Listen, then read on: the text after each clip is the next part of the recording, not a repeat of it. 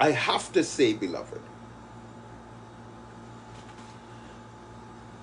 I have been concerned with some of the statements coming out from the political leadership of different Caribbean nations about the vaccines for COVID-19 and this discussion on making it mandatory by law to take the COVID-19 vaccine. Let us examine that for a moment, because there appears to be a very broad misunderstanding of how these kind of situations can be handled constitutionally by the arrangements that we've established through our Westminster political system, but also through us being part of the United Nations global community and the kinds of treaties and signatories that we have been a part of. In regards to mandating vaccines, CARICOM countries have agreed to something called the ICCPR, the International Convention on Civil and Political Rights.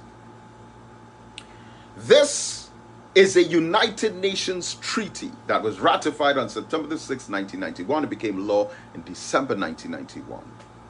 Article 7 of this International Covenant on Civil and Political Rights says no one will be subjected without their free consent to medical or scientific experimentation.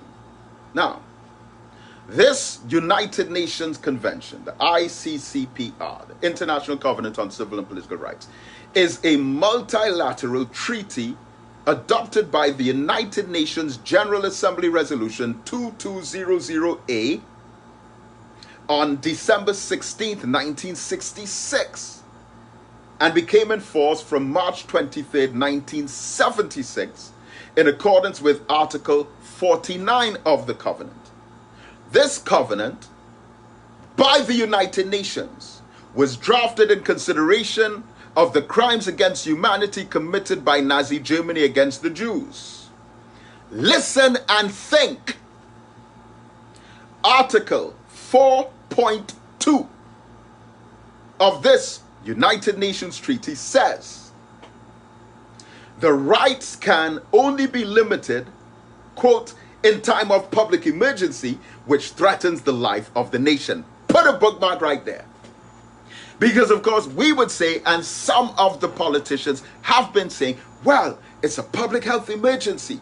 Therefore, you can introduce certain laws constitutionally, like as a state of emergency with the suspension of constitutional rights, and take measures that would not be enacted under normal circumstances.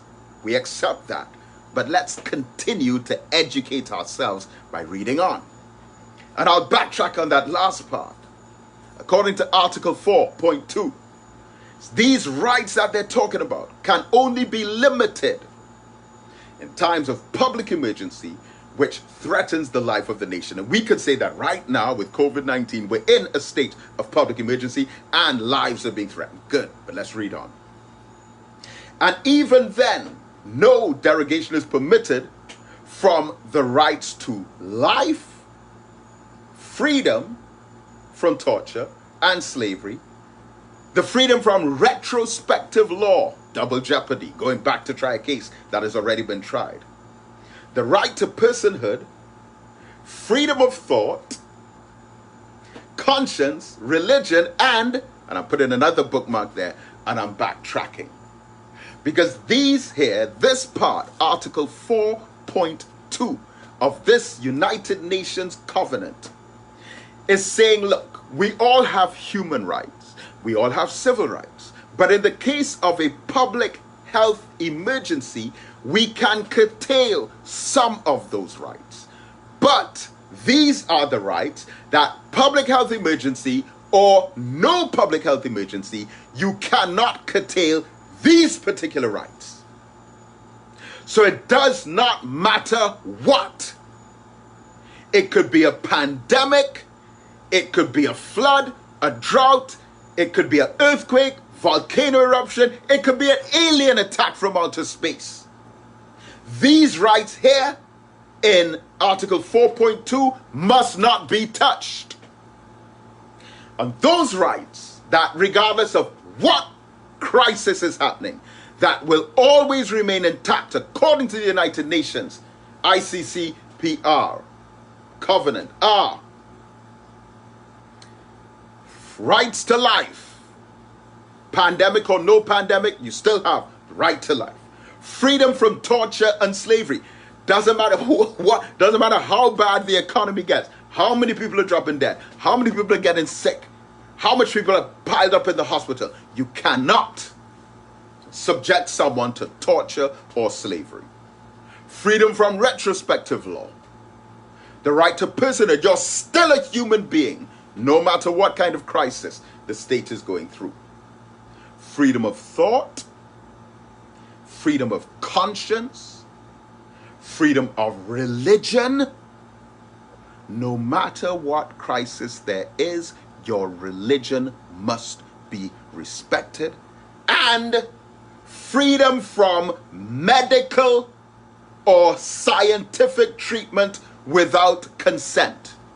Again, I emphasize that according to the United Nations Covenant, the ICCPR, the International Covenant on Civil and Political Rights, a United Nations treaty that was originally brought into effect through the multilateral treatment adopted by the General Assembly Resolution 2200A on December 16, 1966, but in force on March 23, 1976. Caribbean nations became signatories to it September 6, 1991.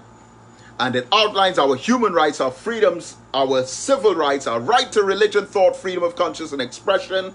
And it says that regardless of what crisis, health emergency, or other abnormal circumstance the society may be in, we are guaranteed this list of rights, which include freedom of religion and freedom from medical or scientific treatment without consent. And any government in the Caribbean that violates that are subject to the consequences of those United Nations conventions based on their resolutions, which all of us are signatories to. I want you to think on that, reflect on that.